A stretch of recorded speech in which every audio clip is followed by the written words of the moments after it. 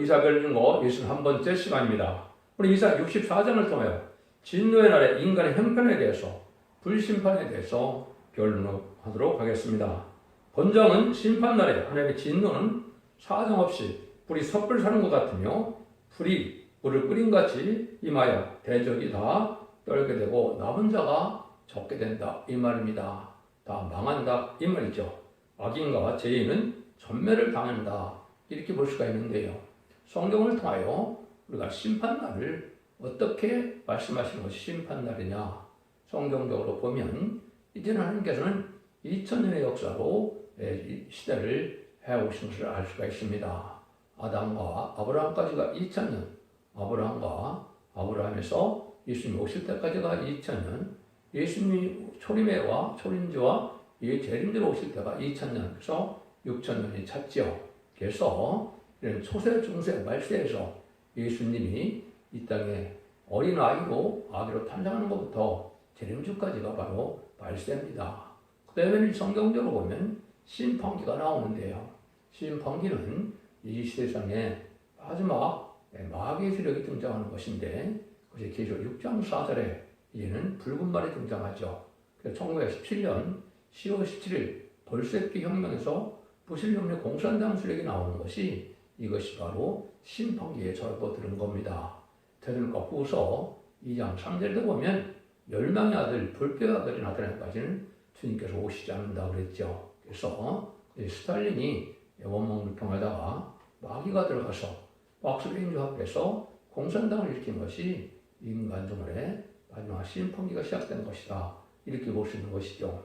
그러면 이제 성경으로 보면 인간 종말은 바로 뭐냐? 이 세상에 5대 강국이 나오는 날이 인간 종말이라고 했습니다. 근데 그것은 1948년 10월 24일 2차 세계대전 이후에 유엔 안전보장 이사회가 나와서 5나라의 상미사국이 등장했지요.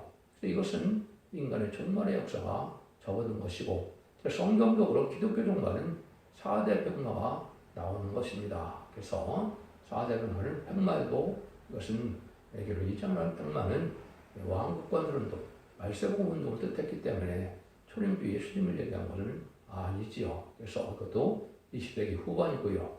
아까 말씀드린 그 공산당은 20세기 초에 등장한 거죠. 그것만도 2차 세계대전 이후에 공처럼 부역, 이제 번성 시대가 오는 때가 검은 말 등장한다. 그래서 그것은 하나님보다 물질을 사랑하는 시대가 온 거죠. 마지막으로 이제 청황말 시대가 온 것은 인간 종말에 심판대가 갖고 온 것인데요. 그것은 1972년 2월부터 이제는 닉슨 대통령이 부대통령과 핑퐁 얘기를 시작해서 70년대 중반에 소련 대땅트로에서 이제 가치 평화 운동이 일어났죠. 80년대 페레스트레이크를 통하여 개혁개방으로 이제는 세계적인 협상 시대가 와서 1991년 말에 소비에트 연방이 무너진 것이 바로 그러한 청황말 시대인데 한국에는 더 명확하죠. 1997년에 김대중 정권과 2002년에 노무현 정권과 2010년에 문재인 정권은 청황말 시대로서 용협상주의가 됐고 앞장서는 거죠. 그래서 친중, 친북, 친공산당 세계인데 이것이 마지막 흉내로서 그것이 심판대가 오는 것이다. 그래서 인간 종말에 마지막 한일의 역사가 나오는 것을 이제는 한일의 마지막 7년이라고 그랬죠. 전선연만과 우상연만이 있는데 전선연만은 다른 제대로 알곡을 모으는 시대고요.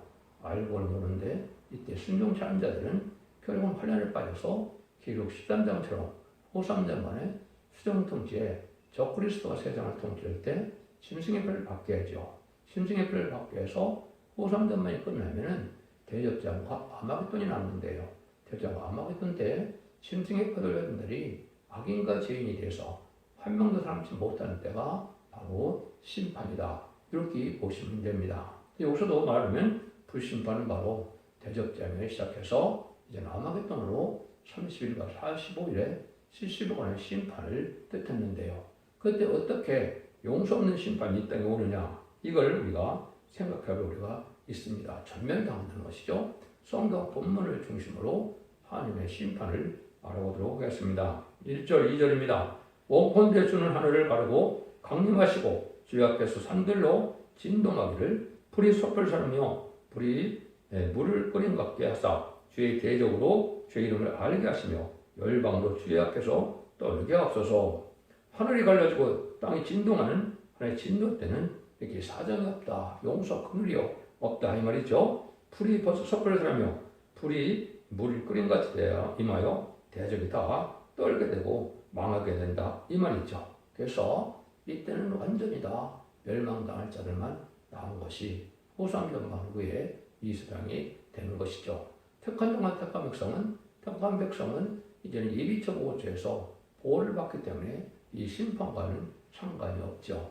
그래서 선전문에 알고로 모아지지 않은 자들이 바로 이것이 심판의 대상이다 해서 전멸을 당하는 일이 있다 이 말이죠.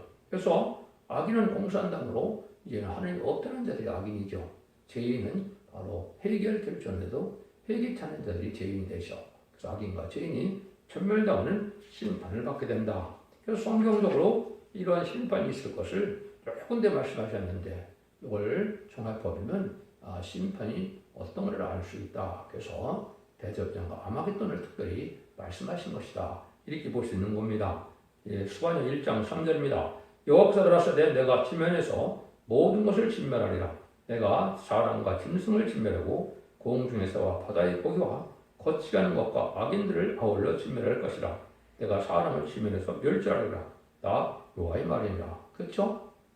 모든 동식물 그냥 짐승까지도 다 진멸하고 악인과 죄인이 한 명도 살지 않는 멸절, 진멸한다는 것이 하나님의 온전한 말씀입니다.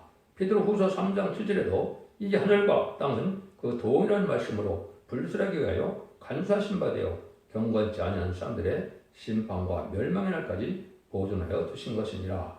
여기도 보면 하늘과 땅이 동일한 말씀 불순한다. 동일한 말씀은 이제 노아 때에 불심판을 통하여 인간이 노아 가정에는 전멸을 당한 것 같이 인간 정말에도 택한 종 택한 백성들이 지략에 순종한 자들을 빼놓고는 전멸을 당하는 것인데 그건 완전히 불심판이 임한다 이 말이죠. 그래서 베드로후서 3장 10절도 그러나 주의 날이 도적같이 오리니 그날에는 하늘이 큰 소리로 떠나가고 질이 뜨거운 물에 풀어지고 땅과 그 중에서 모든 일이 드러나리로다. 이것은 결국 핵무기가 터짐으로 온 세상 불바다가 돼서 아담과인을 절멸당할 것을 말씀하신 겁니다. 그것이 계시록적으로는 이제 계시록 16장 17절 18절에 보시면 일곱째가 그 대적을 공의 가운데 쏟음에 큰 음성이 성전에서 보좌로부터 나서 가로되 하니 번개와 음성과 내성이 있고 큰 지진이 있어 어찌 큰지 사람이 이 땅에 있어 오므리같이 큰 지진이 없었더라. 그런데 이것은 이제 아마겟돈 때 지진과 같은 또 핵무가 터지는 이런 일이 있기 때문에 결국 살아남을 수가 없는 데를 얘기한 것이고 그 상황을 이사 33장 11절 12절에서는 너희가 결을 잉태하고 집을 해산할 것이며 너희 호흡은 불이 되어 너희를 삼킬 것이며 민족들은 불에 굽는 횃돌 같겠고 비어서 불에 사는 가시나무 같으리로다. 그래서 이제는 구원받을 자들을 생존하지 못하는 세상이 되어서 다 망했는데 호흡이 불이 되고 민족들이 불에 굽는 횃돌 같다 그랬죠. 이건 핵무기가 터질 것을 얘기한 것이고 계시록 18장에 보면 한 시간에 바벨론이 망한다는 불살한다는 말이 3번이나 등장하죠. 그것도 마지막 핵무기가 터져서 이 땅을 완전 멸망시키고 재창조를 해서 예덴동을 회복시킬 것을 말씀하신 것이다. 이렇게 말씀을 드릴 수가 있는 겁니다. 그 말씀을 다시 이사 47장 14절에서 보면 보라 그들은 초계 같아서 불에 타리니 불꽃의 세력의 소스로 구원치 못할 것이며 이 불은 더욱이 할 숯불이 아니요 그 앞에 앉을 만한 불도 아니리라. 핵무가 터졌을 때 삶을 남을 수가 없다 이 말이죠. 이런 일들이 이제 마지막 심판대다. 이것은 앞으로 전상년반, 후상년반 지나서 이제는 대접장과 아마겟돈 때에 일이 이루어진다. 이렇게 보시면 됩니다. 3절에서 7절입니다. 주께서 강림하사 우리의 생각 밖에 들어온 일을 행하시던 그때 사람들이 주 앞에서 진동하여 싸우니 주위에는 자기를 악마하는 자를 위하여 이런 일을 행하는 신을 예로부터 들은 자도 없고 기록 깨달은 자도 없고 눈을 본 자도 없었나이다. 주께서 기쁘게 의를 행하는 자와 죄의 길에서 주를 기억하는 자를 선대하시거늘 우리가 범죄함으로 주께서 진노하셨사오며 이 현상이 이미 오래 싸우니 우리가 어찌 구원을 얻을 수 있사오리까? 대저 우리는 다 부정한 자 같아서 우리의 의는 다 더러울 것 같으며 우리는 다 쇠폐함이 잎새기 같으므로 우리의 제약이 버림같이 바람같이 우리를 몰아가냐이다. 주의 이름을 부르는 자가 없으며 스스로 분발하여 주를 붙잡는 자가 없사오니 이는 주께서 우리에게 얼굴을 숨기시고 우리의 제약을 인하여 우리로 소멸되게 하였음이니이다. 이때는 근과 자비의 용서가 없다 이 말이죠. 전선전망까지만 회개의 길을 주시고 구원의 역사가 있다는 사실을 분명히 아셔야 됩니다. 후산과 모두는 그러니까 용서가 없고 자비가 없다는 사실을 아셔야 되거든요. 이런 일이 인간의 생각밖에 두려운 일이다 그랬죠. 그래서 지면을 엉망하고 의를 향하는 자를 선대하신다. 그래서 부정한 자는 한도 살아남지 못한다 이 말이죠. 인간의 의 갖고는 살아남지 못한다 이 말입니다. 오직 예수의 보혈의 공로로 또 예언의 말씀을 읽고 듣고 지켜서 성도들 옳은 행실로서 이제는 죽지 않고 새싹하고 지금 맛보지 않고 별승천하는 원죄자금을 해결받는 이 방법 외에는 구원을 받을 자가 없게 되는 겁니다. 그래서 여러분들 지금은 예언서 계시록을 반드시 아셔야 되고 예언서 계시록대로 오는 복을 반드시 늘려서 늦은 비 성령 역사를 받아야만 남은 종 남은 백성에 대해서 예전동을 축복을 받게 된다는 사실을 아셔야 됩니다. 그걸 마지막으로 예언의 법이라고 그랬죠. 그래서 계시록 1장 3절에 보면 예언의 말씀을 읽고 듣고 지키는 자들이 복이 있다고 그랬죠. 그래서 예언의 말씀을 읽고 듣고 지키지 못함으로 원죄자분들 해결받지 못하면 재미를 영접하지 못하고 재미를 영접하지 못하면 이 시대에 구원을 받지 못한다는 사실을 여러분이 다 아셔야 된다 이 말입니다. 그래서 아무리 이제 사정 없는 진면하는데 이때 기쁘게 여기를 행하고 언제나 주님을 기억하는 자는 다 이제 예는 다 버림을 당한다. 이것은 천년년 만에 이제 마지막 심판의 장치를 전하는 종에게 순종을 해서 두 증인 권자에서 첫대기 역사에 동참하는 것 외에는 다 멸망을 당하는 것이 온전한 성경의 법이다. 이렇게 말씀드릴 수 있는 겁니다. 그리고 제레미야는 1장 10절에 읽고 쿵뜻 사이에 인자 같은 시가 단신이라고 그랬죠. 또 2장 1절도 마찬가지고 그리고 제레미야는 승문등대 금척대라고 그랬죠. 첫대기에 나타날 것을 말씀하시기 때문에 제레미야를 영접할 수 있는 이런 복음을 전할 수 있는 것은 첫대기에 맡기는 성경에 예언된 교회가 없다. 이렇게 보셔도 우리가 정확히 깨달은 것이 되는 겁니다. 그래서 인간에는 다 더러울 것 같다. 그래서 십자가 안에서 거룩해지고 이런 세상에서 물들지 않고 이제는 십자가의 거룩한 보혈공로로 깨끗함을 입고 또 이제는 완전면을 들고 원죄자들을 완전히 해결받아서 죄와 상관없는 몸이 됐을 때 죄를 영접할 수 있는 것이 모든 성경의 결론이다. 이렇게 볼 수가 있는 겁니다. 그래서 이사야 6장 10절에서도 뭐라고 했습니까? 그들이 반역하여 죄의 성신을 근식케 하심으로 그가 돌이켜 그 대적이 되사 친히 그들을 치셨더니 수의 성신을 근심케 한 자들이 망한다 이 말이죠. 대적이 된다. 그래서 이것은 계시록 20장 17절에 보면 성령과 신명하신 말씀을 가감하면 재앙을 더 받고 거룩한 영에 참여받지 못한다고 그랬죠. 인간적으로 마지막 종이 신부 자격을 가져서 성령으로 증거하는 마지막 진리의 트랜트레벨론의 경고에 순종차라면 어느 누구도 살아남을 수가 없다는 것이 모든 예언서 계시록의 결론적인 말씀이다. 이렇게 말씀을 드릴 수 있습니다. 그래서 그것은 성경 본문 그대로 예언서 말씀을 그대로 전한 사람의 뜻대로 심판이 오고 하나님의 말씀대로 이제 구원과 축복이 오고 재앙이 오고 심판이 온다는 사실을 여러분이 믿으셔야 얘는 하나님의 구원을 받을 수 있다. 이렇게 볼 수 있는 겁니다. 그 다음에 마태복음 12장 31절 32절에서도 보면 그러므로 내가 너에게 이르노니 사람의 모든 죄와 해방은 사심을 받되 성령의 해방하는 것은 사심 얻지 못하겠고 또 누구든지 말로 인자를 거역하면 사심을 얻되 누구든지 말로 성령을 거역하면 이스라엘과 온 세상에도 사심 얻지 못하리라. 이랬겠죠. 그래서 이제 마지막 늦음이 성령의 역사가 나타나서 늦음이 성령의 역사로서 완전히 변화의 말씀에 순종천에는 바로 성령을 이제 해방하는 죄가 되기 때문에 이 대적하는 자들은 살아날 수가 없다 이 말입니다. 기독교라는 것은 성령의 역사가 없으면 아무 소용이 없는 겁니다. 아무리 예수를 오래 믿었어도 성령을 받아서 중생받지 못했으면 구원받지 못하는 것이고 또 심판날에 늦음이 성령을 받지 못하면 또 살아남을 수 없는 것이 하나님의 엄중한 법이다. 그래서 이 시대는 늦음이 성령을 받아야 될 때가 온 것이다. 그래서 이것은 이사야 4장 3절에 시인판에서 수명을 받아서 피까지 청백하게 되는 원죄를 받는 이런 은혜를 받음으로 1000년 동안 죽지 않을 몸이 되고 이제 보호자의 7명을 인침을 받음으로 변화성천의 몸이 되는 이 두 가지 방법이 바로 늦음이 성령을 받는 방법입니다. 이걸 받을 수 있는 방법은 첫대기의 4세대기는 줄 수가 없지요. 여러분들은 이 성령을 받아야만 구원에 이를 수 있다는 사실을 아셔야 된다. 이 말입니다.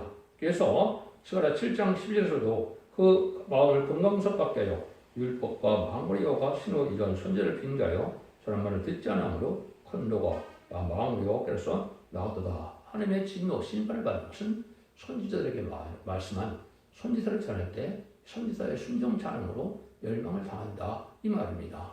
여러분들이 이 시대의 가장 큰 죄 중에 하나가 예언의 말씀을 전할 때 이것을 무시하고 멸시하는 것이 큰 죄고, 두 번째는 공산당을 용납하고 공산당을 따라가는 것이 두 번째 큰 죄다. 이렇게 볼 수 있습니다. 예수 믿지 않는 것도 큰 죄지만 이제는 예수 믿었다 하더라도 그런 행동을 하면 복받지 못하고 화를 받는다. 이 말이죠.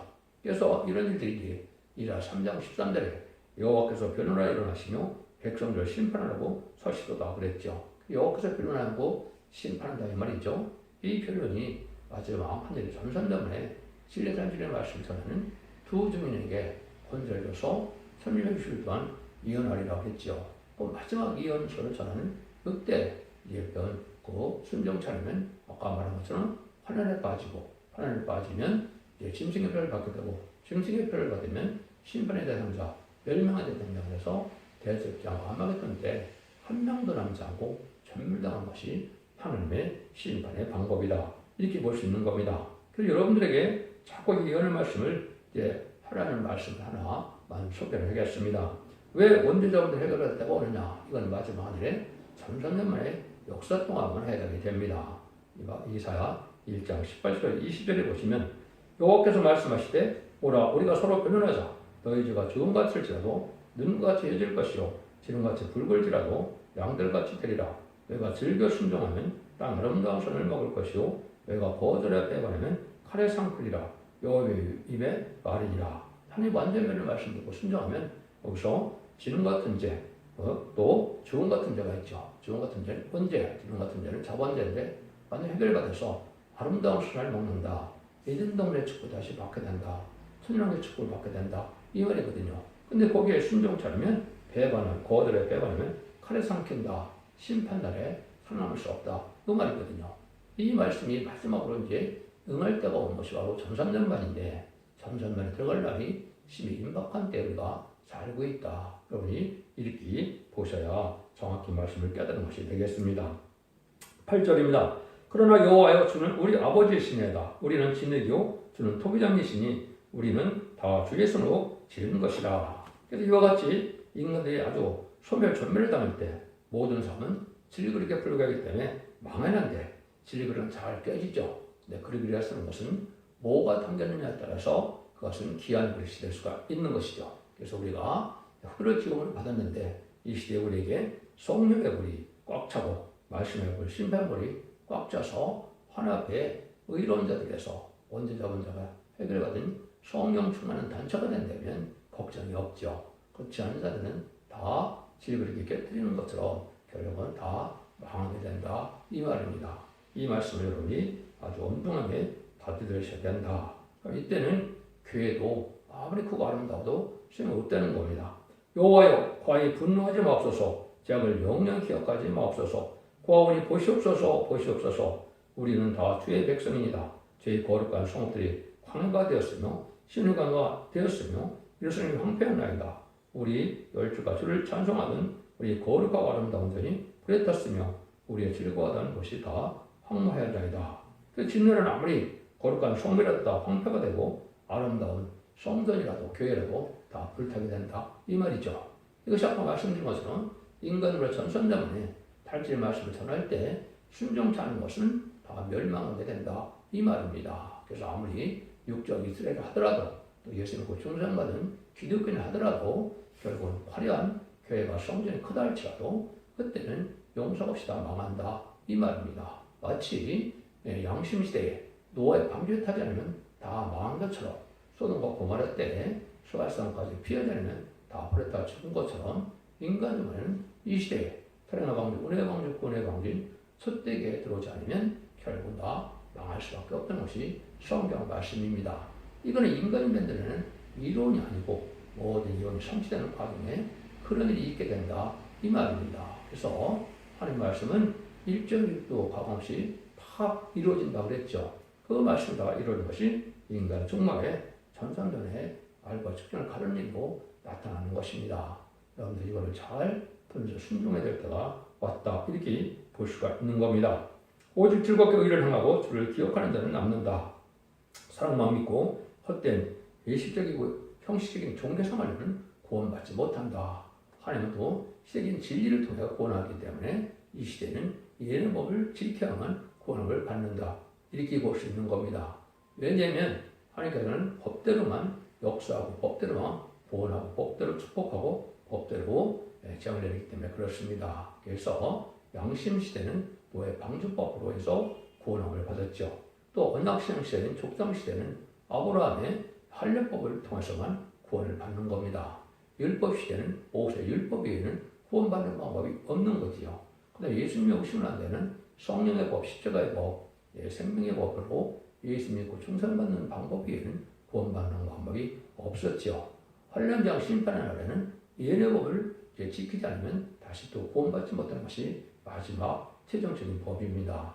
이 말씀을 읽고 듣고 지켜야 남은 종 남은 백성에 대해서 천년왕국에 들어가서 에덴 동산의 축복을 다시 받게 되는 것이 모든 성경의 천지를 창조하는 목적으로 하나님의 사랑이 완성되는 것이다. 이렇게 볼 수 있는 것이죠. 물론 천년왕국 말기에 끝날에는 이제 백보자 심판이 있어서 다시 백보자 심판 때 이제 심판과 이제는 축복을 받아서 영벌과 영생으로 나눠지는 때가 오지요. 그래서 계시록 2장 13절처럼 태어나가 새 땅이 북극세계에서 하늘과 더러 동공동락하는 시대도 오지만은 그건 천년왕국 후에 오는 것입니까? 지금은 천년왕국에 들어오는 것이 가장 중요하고 성결 문제고 그것이 가장 큰 축복이다. 이렇게 보셔야 여러분들은 하나님의 말씀을 잘 깨닫는 것이 되는 겁니다. 12절입니다.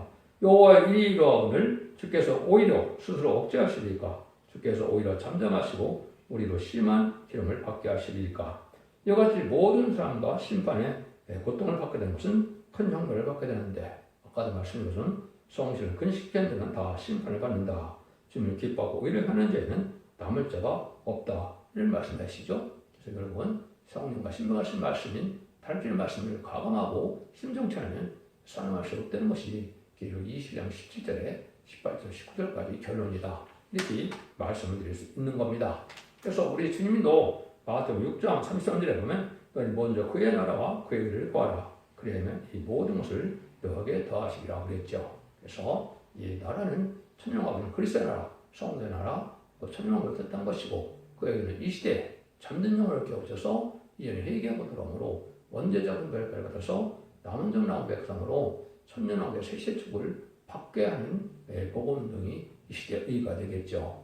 그 일들을 해야 여러분들은 살아서 죽음이 없고 눈물 고통 재앙이 없는 완전한 축복의 동산인 에덴 동산의 축복인 천년왕국의 축복을 받게 된다. 이 말입니다.